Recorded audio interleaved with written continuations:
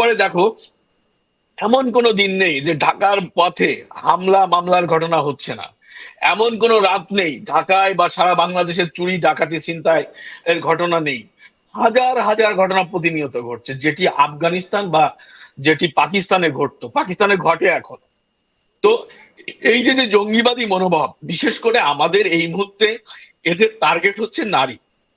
নারীদের ঘরে থাকতে হবে, তারা চাকরি করতে পারবে না, তারা পোশাক আশাকের স্বাধীনতা পাবে না, তারা শিল্প সাহিত্য চর্চা করতে পারবে না, তারা শিক্ষা দীক্ষায় শিক্ষিত হতে পারবে না। আবার হুজুররা একসঙ্গে 4টা বিয়ে করতে পারবে, হুম। এটা কিন্তু আবার তারা ফতোয়া দিচ্ছে। না, হুম। হুজুরদের কথা শুনলে তো আপনি তো মানে অবাক এখন হয়ে যাবেন। হুম, তো এখন বাংলাদেশের পরিস্থিতি হচ্ছে যে সর্বোচ্চ নিয়ন্ত্রণ তাদের হাতে তারা নেওয়ার চেষ্টা করছে। হুজুররা নেওয়ার এবং চেষ্টা করছে। পাকিস্তান, রাইট, পাকিস্তান নিজেরা একটি অকার্যকর রাষ্ট্র, তারা পিছন থেকে তাদেরকে ইন্ধন দিচ্ছে একটি অকার্যকর রাজ্য বাংলাদেশ যাতে হয়ে যায়। এবং ডক্টর ইউনূস তো একটি পাপেট, আমি বারবার বলি, তার কোনো ক্ষমতা নেই। সে হচ্ছে ওই সে কি বলে মসনদে বসে ডুগডুগি বাজাচ্ছে, হ্যাঁ, যে আমি টিকে থাকলেই হবে, বাকি সব ধূলিসাৎ হয়ে যাক। এই দেশ তো সে এই দেশ নিয়ে কখনো তার কোনো চিন্তা ছিল না। বাংলাদেশ নিয়ে ডক্টর ইউনূস মুক্তিযুদ্ধের পর একটি পদক্ষেপ নিয়েছে, বাংলাদেশের কোনো ক্রাইসিসে তার কোনো ভূমিকা ছিল এটা তুমি দেখাতে পারবে না। ঠিক। সুতরাং এই সরকার যতদিন থাকবে, বাংলাদেশ নামক রাষ্ট্রটি তত দ্রুত তলানিতে ঠেকবে সে, এবং তত জঙ্গিবাদের দিকে ধাবিত হবে। এবং একটা পর্যায়ে যদি এরা কন্টিনিউ করে, তাহলে এটি আফগানিস্তান, সিরিয়া, ইরাক, পাকিস্তানের পরিণতি লাভ করবে। না, হতে তো কিছু বাকি নেই শাহিদুল বাবু। যা শুরু হয়েছে বাংলাদেশে, যেখানে এইভাবে অত্যাচার হচ্ছে সংখ্যালঘুদের উপর, শুধু তাই নয়, সংখ্যালঘুদের কথা আমি বাদই দিলাম, সেই ক্ষেত্রে সুফি সন্তদের উপর অত্যাচার হচ্ছে। হুজুররা হুজুররা বসে কমান্ড দিচ্ছে তোমরা এইটা করো। একজন বাচ্চা হুজুর বলছে আমি আমার ছেলেকে নামিয়ে দেবো। আর যে দেশে নারীরা এত স্বাধীন ছিল একটা সময়, যে দেশে নারীরা শিল্প কলা এত এগিয়ে আসতো, সেই দেশের নারীরা এই জিনিসগুলো মেনে নেবে? এই জিনিসগুলো তারা মানতে পারবে যেগুলো তাদের উপর চাপিয়ে দেওয়া হচ্ছে ইসলামের নাম করে? দেখো, দিকে দিকে প্রতিবাদ হচ্ছে। চট্টগ্রাম ইউনিভার্সিটিতে একটা ওয়াজ মাহফিল হয় রাতে, তুমি জানো, একটা মাইক লাগানো হয় বিকাল থেকে, আর এটা গভীর রাত পর্যন্ত চলে। সেদিন এক নারী ক্ষুব্ধ হয়ে সে নিজে চলে এসেছে, একটি ভিডিও আমি ভাইরাল হতে দেখেছি। সেখানে সে প্রতিবাদ করেছে যে আমি একা নারী, আমাকে আসতে হলো, আমার সন্তান ছোট, সে ঘুমোতে পারছে না, এখানে অসংখ্য ছেলে মেয়ে আছে যারা পড়াশোনা করতে পারছে না। দেখো, পৃথিবীতে কোথাও এরকম মাইক টানিয়ে রাত ভোর ভর ওয়াজ মাহফিল হয় না। কিন্তু আমরা বলতে গেলে বলবে আমরা ইসলামের দুশ্মন, ইসলামের শত্রু, আমরা ভারতের দালাল, হিন্দুর দালাল, এই জন্য আমরা বলতে পারছি না। আর সংখ্যালঘুদের তো বলার, হিন্দুদের তো বলার সুযোগ কাজী নেই। নজরুল ইসলাম কারণ শ্যামা দেখো, সঙ্গীত লিখেছেন, কাজী নজরুল ইসলাম শ্যামা দেখো সঙ্গীত আমি লিখেছেন, আমি এবং সেইগুলো আমি আমরা ভাই শোনো, গাই। আমি আমি প্র্যাকটিসিং মুসলিম, আমি নামাজ কালাম হজ করেছি। সুতরাং আমার মধ্যে ধর্মীয় গোঁড়ামি নেই, কারণ আমার পরিবার এই শিক্ষা দেয়নি। আমার পরিবার ইসলামের যে সঠিক নির্দেশনা, সত্যিকার অর্থে ইসলাম যা চায়, সত্যিকার অর্থেই ধর্ম বলতে যা বোঝানো যায় ইসলাম ধর্ম, সেটা আমরা চর্চা করি, সেটা লালন করি। কিন্তু উগ্রবাদ, জঙ্গিবাদ, মিস ইনফরমেশন ইসলামের, এগুলো দিয়ে তো ইসলামকে ধ্বংস করা হচ্ছে, তারাই করছে। আজকে যারা ওয়াজি, যারা আজকে জামাতের পক্ষে, এদের পক্ষে আজকে রাস্তায় নেমে ওয়াজ করছে, এদের প্রিভিয়াস দেখো। এরা তখন যারা সরকারে ছিল, সেই শেখ হাসিনা সরকারের, সেই বঙ্গবন্ধুর কিন্তু তারা প্রশংসায় লিপ্ত ছিল। ঠিক। এটা হচ্ছে যে এদের নেচার, এরা ব্যবসা করে। এই যে যারা, যাদেরকে তুমি ওয়াজই বলো, এই যে বাচ্চা হুজুর বলছো, বাচ্চা একটা হুজুর, এরকম যারা ওয়াজ করে, তুমি কি জানো এদের ওয়াজের রেট কত?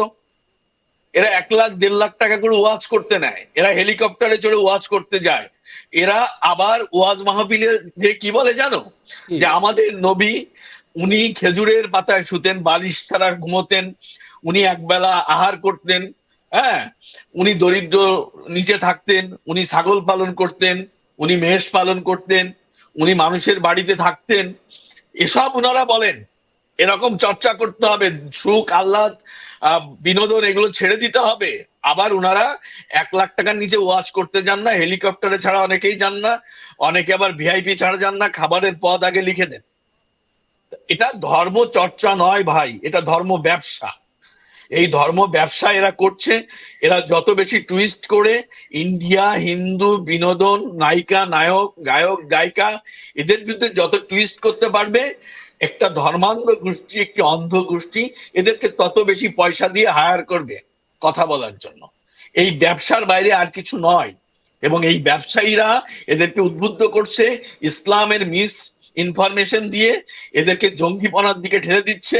এবং দেখো সেই জঙ্গিপনা কিন্তু বাংলাদেশে বরাবরের মধ্যে ঘটে আসছে, এটা নতুন নয়।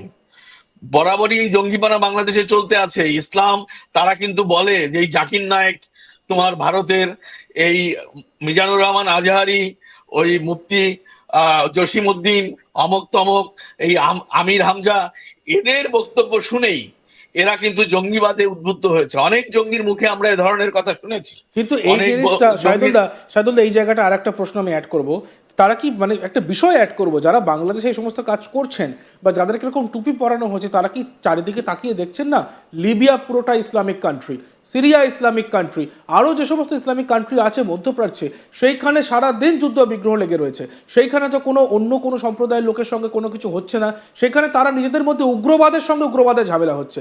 কিন্তু প্রকৃত মুসলিম যারা যেখানে সৌদি আরবিয়াতে আছেন বা ইউনাইটেড আরব এমিরেটসে আছেন, যারা অনেক ধনবান, তারা শেখ, তাদের কিন্তু কোনো অশান্তি নেই, তারা কিন্তু সুখে শান্তিতে আছেন, ইসলাম প্রচার করছেন, ইসলামের সঙ্গে আছেন। এই সামান্য পার্থক্যটা তাদের মাথায় কি ঢোকে না?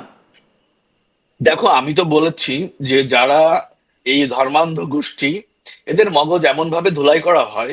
দেখো, 5 আগস্ট যে ঘটনাটি ঘটেছে বাংলাদেশের রাজনীতিতে, তার আগে আমরা জুলাই মাস থেকে বলে এসেছি যে এই আন্দোলনটি একটি জঙ্গি গোষ্ঠীর আন্দোলন।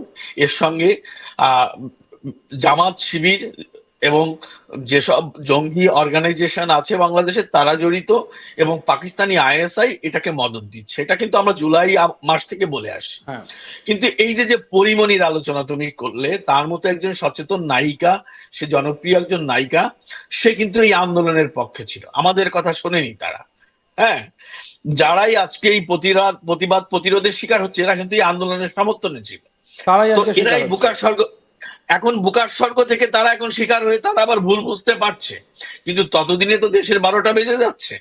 তো বাংলাদেশের মানুষ বোঝে তখন, যখন ঠেকে তখন বোঝে যে বুঝলে কোথায়, ঠেকলে যেথায়।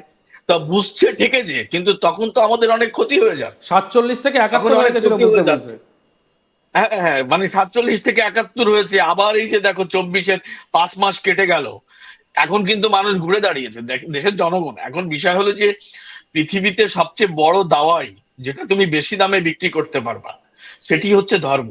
হ্যাঁ, তো সেই দাওয়াই বাংলাদেশে সবচেয়ে বেশি চলে, বিক্রি হয়। এবং যারা বিক্রেতা, তাদের গল্প তো বললাম, যে তারা কোটি কোটি টাকার গাড়িতে চড়ে, তাদের কাছ দিয়ে হেঁটে গেলে 1 ঘন্টা পারফিউমের গন্ধ থাকবে তোমার নাকে। তারা হেলিকপ্টারে চড়ে, চড়ে ওয়াচ করতে যায়।